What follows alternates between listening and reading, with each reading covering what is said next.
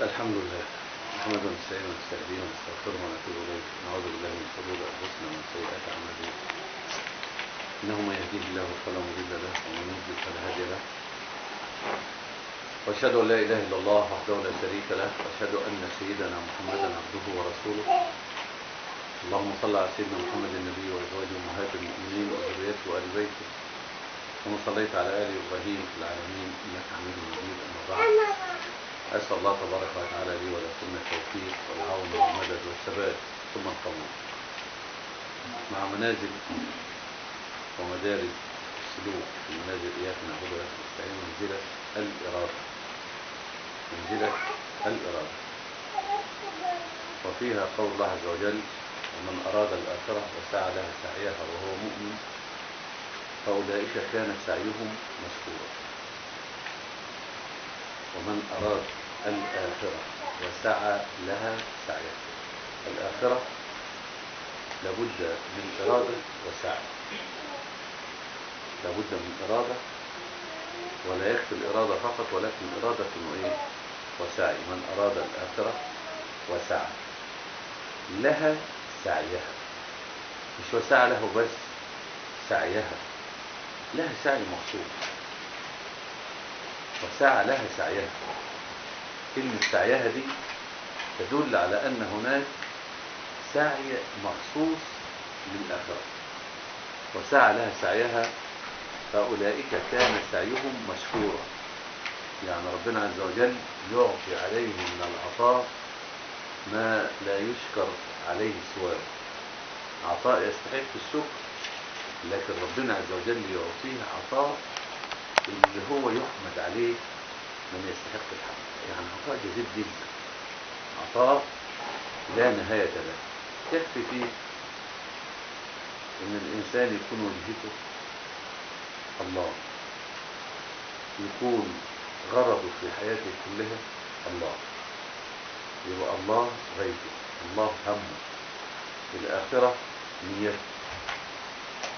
ده ربنا عز وجل يأتيه من الدنيا ما ذكره رسولنا صلى الله عليه وسلم وهو يصف مثل صاحب هذه الحالة: من كانت الآخرة نيته جمع الله عليه أمره، موفق، مجموع القوى على هدف واحد وطلب واحد ومطلوب واحد. جمع الله عليه أمره وجعل غناه في قلبه، استغنى عن كل ما عدا مطلبه، استغنى عن الدنيا وما فيها، استغنى عن حظوظ الدنيا، وجعل الله غناه في قلبه. لم يعد له رغبة في شيء إلا فيما عند الله عز وجل. وأتته الدنيا وهي راغبة، أتته بوسائلها وبكل ما فيها من خير للمؤمنين. أتته لا بالمال ولا بالسلطان ولا بالأولاد ولا بالمتاع القليل، ولكن أتته الدنيا التي يؤتيها الله للمؤمن. الله يؤتي المؤمن ما يجعله في سعادة وطمأنينة وراحة بال ويسر حال، يأتيه حلاوة الإيمان، يأتيه التوفيق والعون والمدد، يأتيه من الله عز وجل استقامة وعون على هذه الاستقامة حتى يترحل عن هذه الحياة الدنيا وهو يتقلب في السعادة بالليل والنهار، في نومه وفي يقظته، في عمله وفي قوله، في فعله، في حياته كلها، لأنه لا يريد إلا الله، فهو يأنس بنور الله عز وجل. معه أنوار الأنس، للأنس أنوار يراها الإنسان إذا أنس إلى الله وإلى مراد الله عز وجل وعاش مع الله عز وجل. هذا في موكب السائرين إلى الله المتقدمين إلى الله عز وجل، الفائزين في الدنيا والآخرة، الطامعين فيما عند الله عز وجل. موقف الموكب اللي بيسير فيه الأنبياء وخلفهم الصديقون الشهداء والصالحون، سائرين إلى الله عز وجل عازمين على الوصول، لا يعوقهم عائق ولا يوقفهم أثر ولا أحد في هذه الحياة الدنيا، فهم قد أرادوا الله وجه الله وعزموا على الوصول، لا عائق لهم عن الوصول لأنه أراد. ومن أراد تعلق بإرادته وقواه وعزمه، فعزم عزمه وسار سيره لا يوقف أحد ولا يعجزه شيء، استعان بالله عز وجل وفر من هذه الحياة الدنيا إلى الله عز وجل، ففروا إلى الله فرار الغرباء الذين كان أصلهم وأولهم سيدنا رسول الله صلى الله عليه وسلم ومعه أصحابه. فقد بدأ هذا الدين، هذا السير إلى الله، هذا الفهم الصحيح بدأ غريبا على الناس، غريبا في الوجود، غريبا في السلوك والاعتقاد، غريبا في الأحوال والأفعال والأقوال. فقد بدأ هذا الإسلام غريبا وسيعود غريبا، سيبقى في كل زمن عندما يندثر هذه الإرادات الصحيحة، عندما تندثر هذه الآثار، سيأتي أناس ويصححون هذا السير لأنفسهم ولغيرهم، فسيعود هذا الدين غريبا. فطوبى للغرباء. الذي يريد الآخرة خلاف الذي يريد الدنيا. منكم من يريد الدنيا ومنكم من يريد الآخرة. اللي بيريد الدنيا مؤكد اهتمامه ومشاغله وسلوكه كلها تتحصل في أوقات تشغل بمطلبه. ومن أراد الآخرة لابد أن يتحصل من أعماله كلها شغل الزمن، شغل العمر، شغل الوجود بمطلبه. فهذا يطلب الدنيا وهذا يطلب الآخرة، هذا له وجهة وهذا له وجهة، ولكل وجهة هو موليه. ربنا عز وجل جعل الناس أن هناك من لهم غرض يشغلهم وهو الدنيا والراحة في الدنيا والمتاع في الدنيا والاستكثار من أعراض الدنيا، هذا مبلغهم من العلم. وهناك أناس آثروا الآخرة وحرصوا على الآخرة، لأن الآخرة لها طريق، وأن هذا صراطي مستقيما فاتبعوه ولا تتبعوا السبل فتفرق عن سبيله. ونحن في الدنيا مطالب الدنيا وجوازب الدنيا وأحوال الدنيا كلها الناس يعرفونها وبالفطرة وبالضرورة يمارسونها. لكن هناك ناس شغلوا بما آمنوا به من غير الجنة والنار، الموت وما بعد الموت والسؤال، القبر وما بعد القبر، الحساب والجنة والنار، الخلود مع الله عز وجل مع النبي المصدقين والشهداء والصالحين. هذه تعلقت إرادتهم وعزائمهم وقواهم بهذا المطلب. هؤلاء يريدون الله، يريدون ما عند الله، يريدون وجه الله عز وجل. فالله عز وجل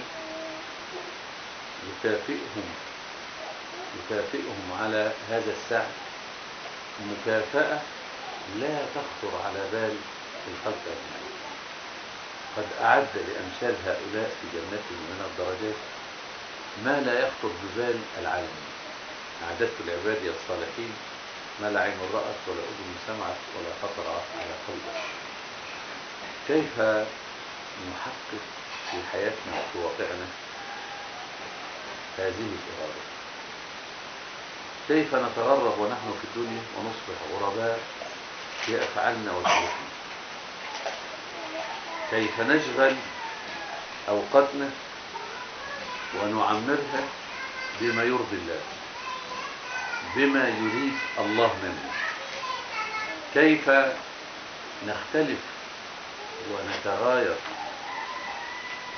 ونتغرب ونحن في هذه الحياة الدنيا عن سلوك وأعمال وأحوال وأقوال طالب الدنيا، أهل الدنيا اللي وجهتهم الدنيا.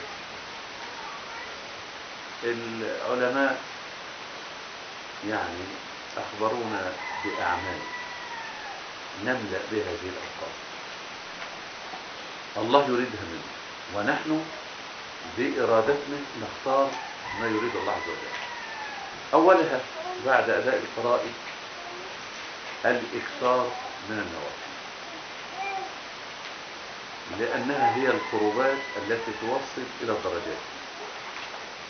يقول ربنا عز وجل في الحديث القدسي: وما تقرب إلي عبدي بشيء أحب إلي مما افترضته عليه ولا يزال عبدي يتقرب إلي بالنوافل حتى أحبه.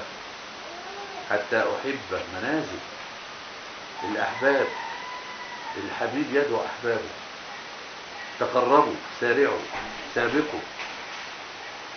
من تقرب إليه بشبه تقربت إليه ذراع، من أتاني يمشي أتيته هرولا.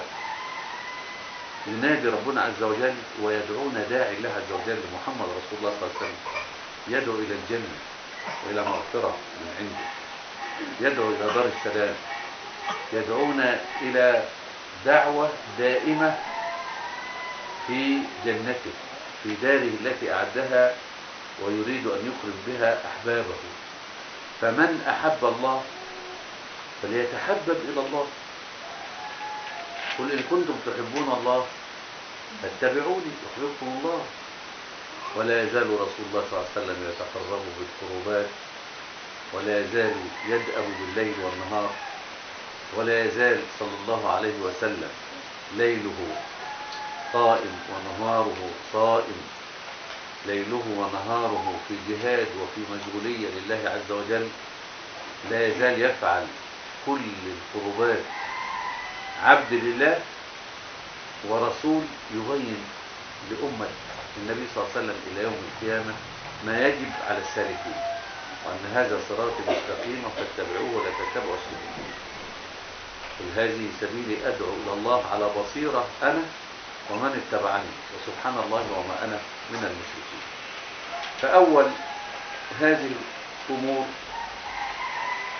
أن نشغل أوقاتنا بواجب دائما، لا تكون في بطالة ولا بطالة في وقت أبدا. لا تعرفي الكسل، لا تعرفي الملل من الحياة. ده فرصة للدرجات، فرصة للقربات، فرصة للتحبب إلى الله عز وجل. ربنا مديك فرصة تثبتي محبته. اشغلي الوقت بنافع، اشغلي الوقت بما يحب ربك عز وجل. فأول هذه الأمور تتعلق الإرادة بأعمال سنها رسول الله صلى الله عليه وسلم لنا، بحيث نؤدي الفرائض ونشغل جميع الأوقات بقربات. شغل الوقت، كل الوقت بواجب مفيد، لأنه يقربك من الله ويبعدك عن النار، لأنه مشغولية بطاعة وعدم وجود وقت وفراغ للمعصية. إذن عندما تتعلق هذه الإرادة بالنوافل، النوافل، نوافل الصوم، نوافل القراءة، نوافل الصلاة، النوافل يعني الفضائل، يعني الزيادات، يعني غير الفرائض مع إحسان الفرائض. الأمر الثاني النصيحة المخلصة لخلق الله، لأمة محمد صلى الله عليه وسلم. فالدين النصيحة، ونبينا كان ناصح أمين، ويجب على أمته كل منهم أن يكون ناصح أمين. ومن النصح نصيحة لله ولرسوله أئمة المسلمين ولعامتهم ولكتابه لله سبحانه وتعالى ولرسوله. النصيحة في مجملها هي الدعوة إلى الله، هي أن نشغل وقتنا بالدعوة إلى الله، بالأمر بالمعروف والنهي عن المنكر، بإصلاح الخلق، بإصلاح الدنيا، بتصحيح السير إلى الله، بالوقوف أمام أعداء الله الذين يدعون الناس إلى معصية الله، الذين يدعون الناس إلى الدنيا، الذين يحاربون دين الله أو يشغلون على الأقل الناس بالدنيا عن الآخرة.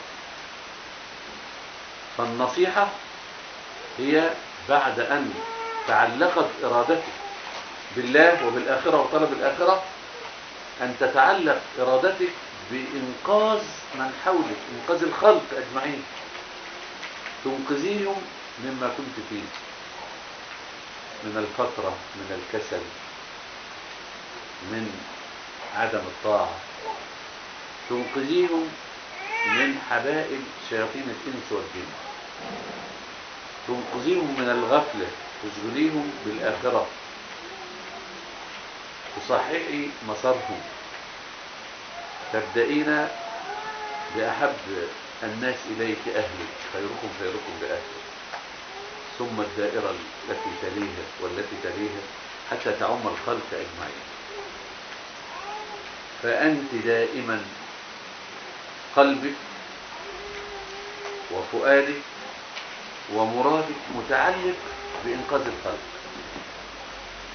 إخراجهم من الظلمات إلى النور، من المعاصي إلى الطاعة. أنت أصبحت منقذة، أصبحت ناصحة للخلق، فالله يعينك والله يساعدك، والمدد يأتي من عند ربك سبحانه وتعالى، كما كانت تتنزل الملائكة أرسالا، كما كانت تتنزل الملائكة بالألوف على الصحابة رضوان الله عليهم وهم يقيمون دين الله في الجهاد. جهادنا الآن نصيحة الخلق، دعوة الخلق، فالمدد الذي يأتينا مدد من السماء. إن الذين قالوا ربنا الله خلاص عرفوا الله واستقاموا وتعلقت إرادتهم بالله. إن الذين قالوا ربنا الله ثم استقاموا تتنزل عليهم الملائكة ألا تخافوا ولا تحزنوا وابشروا بالجنة التي كنتم توعدون نحن أولياؤكم في الحياة الدنيا وبالآخرة. مدد وولاية ونصرة ومحبة أحباب الله، يحبهم الله وتحبهم الملائكة، ينصرون الله وينصرهم الله عز وجل. إذن إحنا لا يكفي أن نشغل أنفسنا بالفرائض والنوافل العبادات، ولكن لا بد لمن تعلقت إرادته بالآخرة، لمن كان يريد الدار الآخرة، أن من سعيها النصيحة لله عز وجل، وأن سعيها السعي المشكور هو أن نقوم بالدعوة إلى الله عز وجل. مطلوب لمن يمارس الدعوة ولمن يشغل كل وقته بالطاعات أن يخلو أوقات بذي الجلال والإكرام.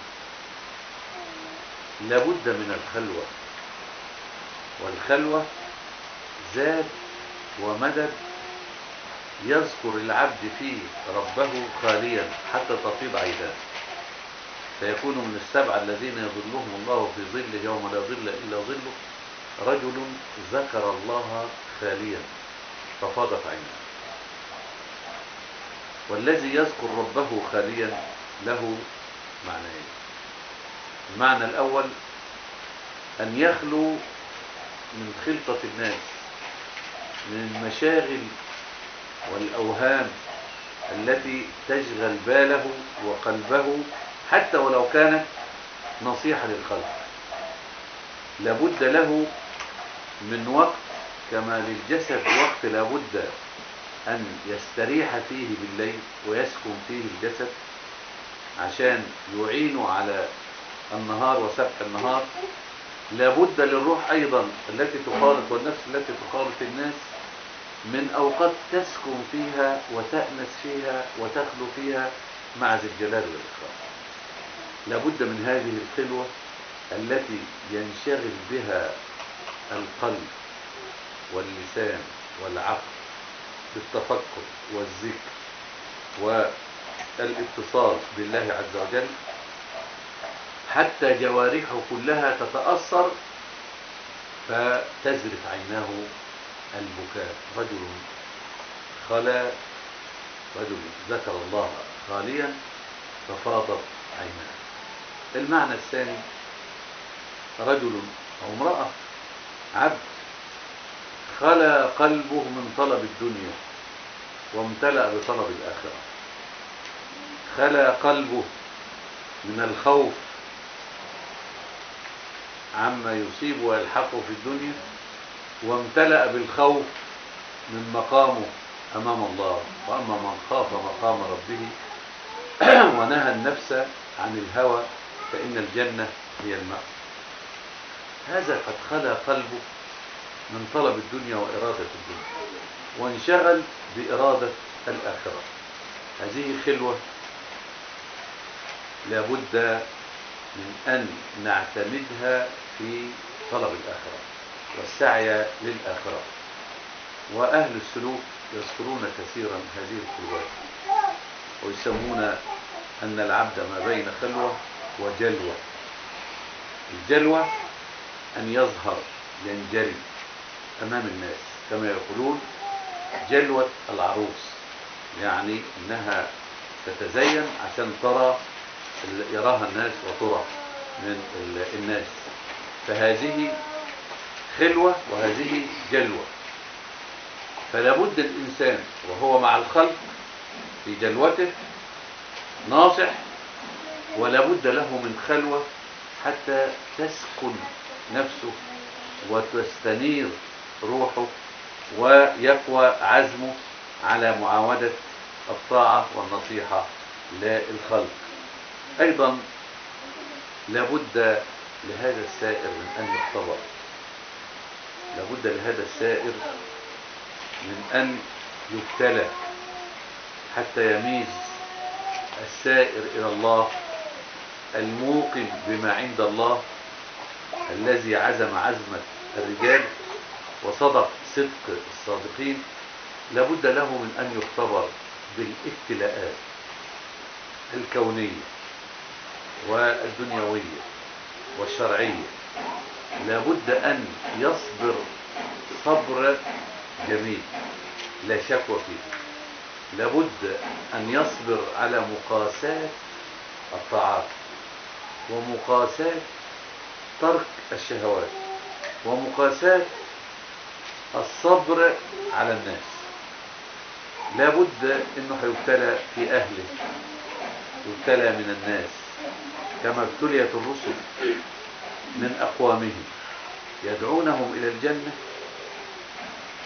ولا يسألونهم أجرا، إن أجري إلا على رب العالمين، ولا يجدون من أقوامهم الذين يدعونهم إلى خير الدنيا والآخرة إلا الأذى، سنة الله في الذين خلوا من قبلهم.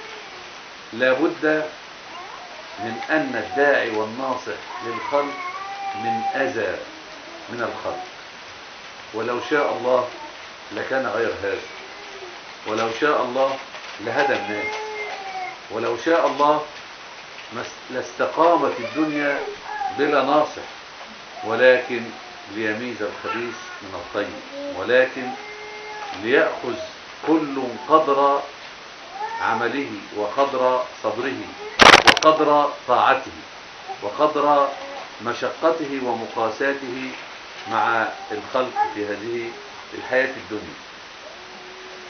السائر إلى الله الذي يريد الله عز وجل لابد أن يتوحد همه كما توحد عمله، كما توحدت عقيدته. همه هم واحد الله،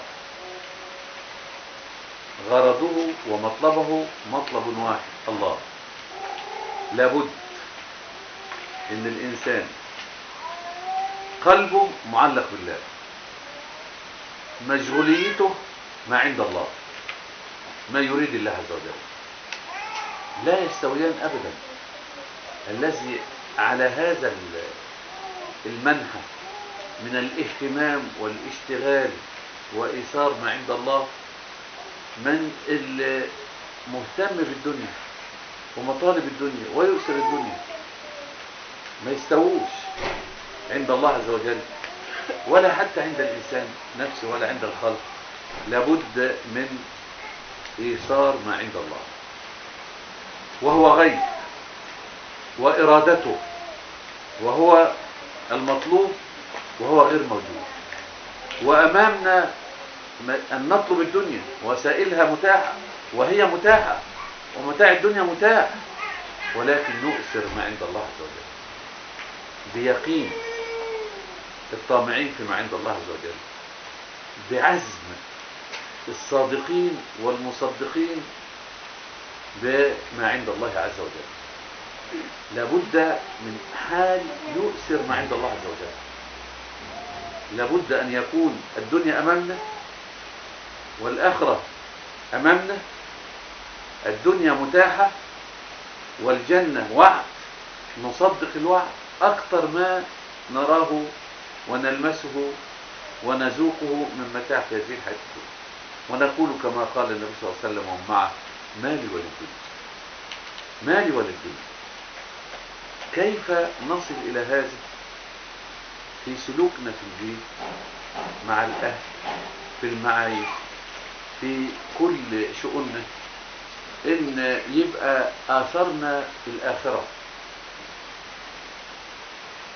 أيضا لابد لمن تعلق قلبه وروحه وإرادته بالآخرة أن يصحب الله عز وجل صحبة خير صحبة. انظروا إلى النبي صلى الله عليه وسلم وهو يقول: اللهم أنت الصاحب في السفر، أنت الصاحب في السفر. هذا اللفظ أنا أرجو أن ينفعنا الله به. الله صاحبنا لا يفارقنا في سفرنا إليه حتى نصل إليه.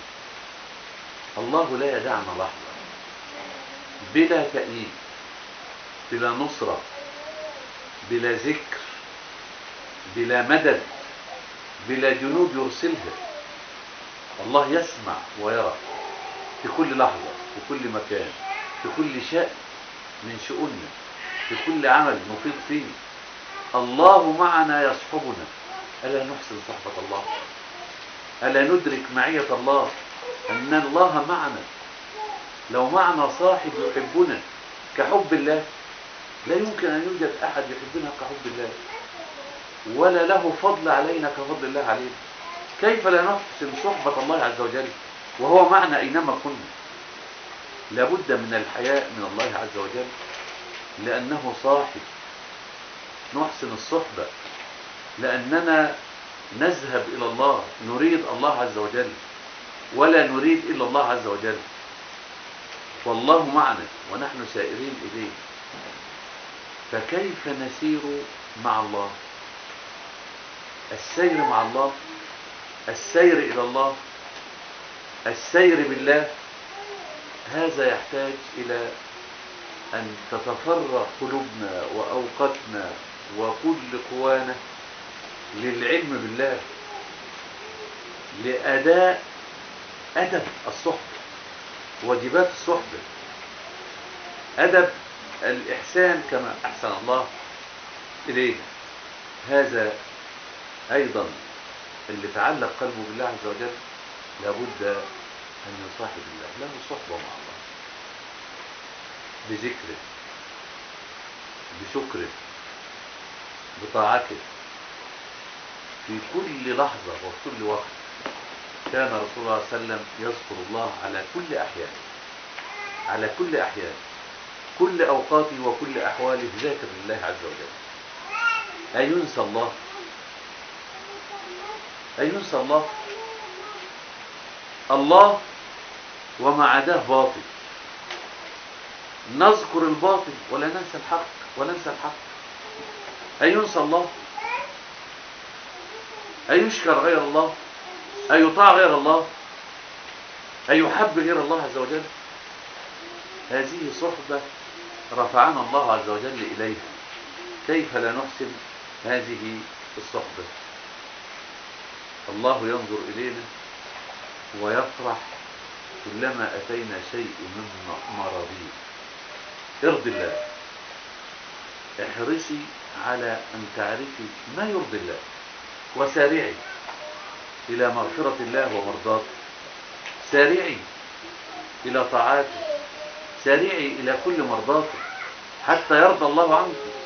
لقد كان سلوكك هذا سبب في أن يحبك الله، فدخلت في زمرة من يحبهم الله ويحبونه.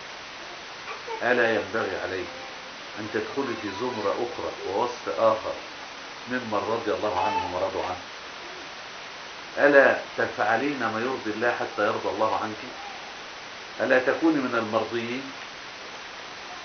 افعلي ما يرضي الله حتى يرضي الله عنك. بعد أن فعلت ما يحب الله فأحبك الله عز وجل.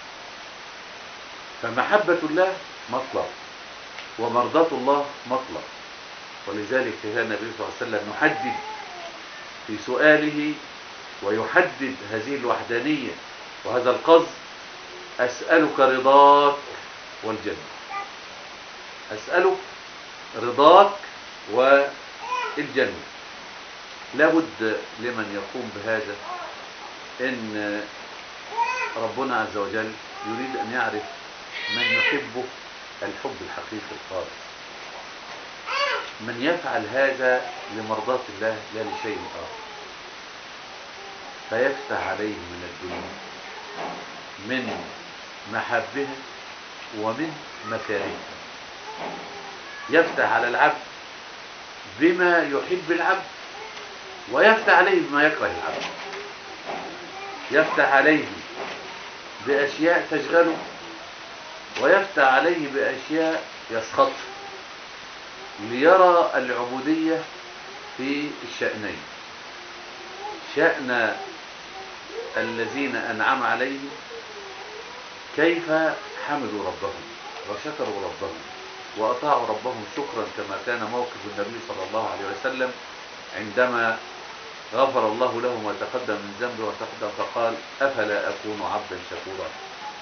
وكذلك يبتلينا ربنا عز وجل بما نكره حتى نصبر لله صبر الشاكرين وصبر الصابرين، حتى نعلم أن لله حق علينا بالصبر. فاصبر كما صبر أولو العزم من الرسل، فاصبر إن الله مع الصابرين، فاصبر وما صبروا إلا بالله. فلا بد أن نجد قواطع في الطريق، مشاغل في الطريق، عوائق في الطريق، عشان ربنا عز وجل يرى منا من ينهض ويقتحم العقبات. فلا اقتحم العقبة من ينهض بنفسه وبعزمه وبإرادته، ولا يلتفت أبدا إلى عائق وإلى داعي غير داعي الله عز وجل. هذه تعلقت إرادته بالله عز وجل. مثل هذا لابد أن يصل إلى معنى جميل أرجو أن تستحضروه وتفقهوه: لا تتصف به الخمول وحب الخمول. ما هو الخمول؟ هذا لفظ يطلق على من لا يريد أن يكون له مكانة عند الناس، أن يكون خامل الشأن، ما بيتكلموش عليه، مش قاصد أن يكون له مكانة وشهرة، لا بعمله ولا بوجوده. يكون مثلما قال الإمام الشافعي رضي الله عنه: وددت أن الخلق يعملون بعلمي ولا ينسب منه شيء لي. لا يريد أن يعرف الناس أنه هو صاحب العلم، لا، إنه يريد أن يكون خاملا بين الناس. لقد تعلقت إرادته بالسماء وبأهل السماء وبما عند السماء.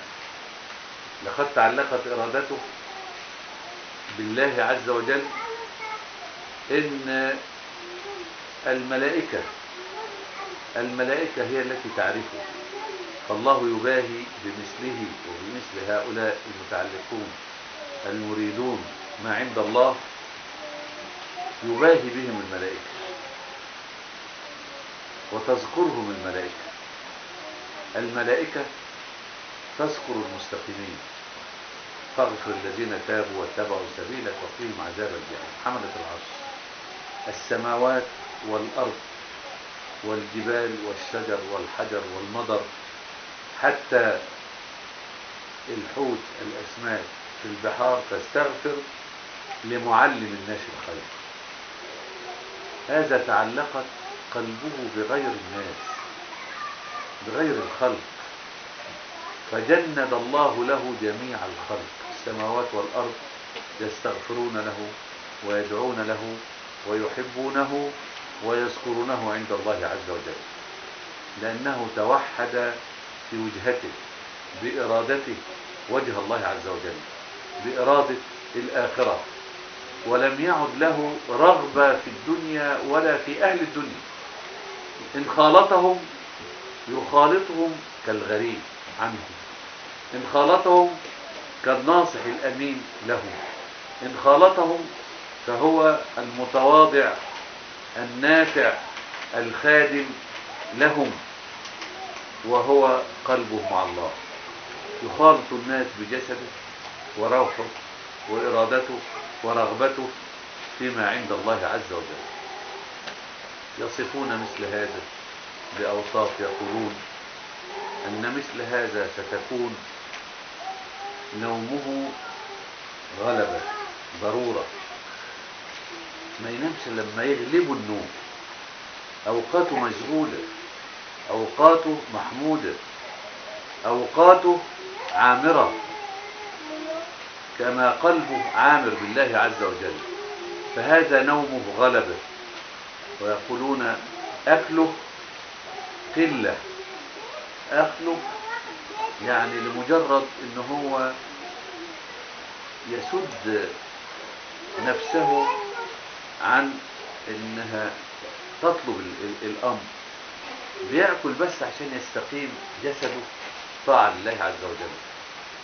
هذا أيضا يعني حياته وأمله، كل أمله إن يعني عاوز ربنا، خلاص الدنيا مش تحت، أمله في السماء. فهذا إرادته صحت وعزمه قوي وحاله المعان من السماء. هذا لو تصورنا موقف سائرين إلى الله، أناس في نور وعلى نور، أمامهم النور، معهم الملائكة، معهم الله، صحبة الصالحين، صحبة أرواح، صحبة أهل الآخرة، وأناس مشغولون في الدنيا بأطماع الدنيا وأرجاس الدنيا، لا يستوي. هذا له وجه وهذا له وجه. من أراد أن يسافر في طائرة فهذا يذهب إلى المطار ليركب المطار ويسافر. أما من أراد أن يسافر في الطائرة ويذهب إلى الشاطئ يمرح ويستحم، هذا لا يريد أن هو يسافر إلى الطائرة. اللي عايزين الآخرة لازم لا نجدهم أبدا إلا في المسار اللي وصلهم للآخرة، في الأعمال والأقوال والأحوال بتاعت أهل الآخرة. واللي عايز الدنيا لازم هنلاقيه أيضا مشغول في متاع قليل وانشغال بكل متاع الدنيا القليل. هذه رغبة وهذه رغبة، هذه إرادة وهذه إرادة. وصلى الله وسلم وبارك على سيدنا محمد والحمد لله رب العالمين.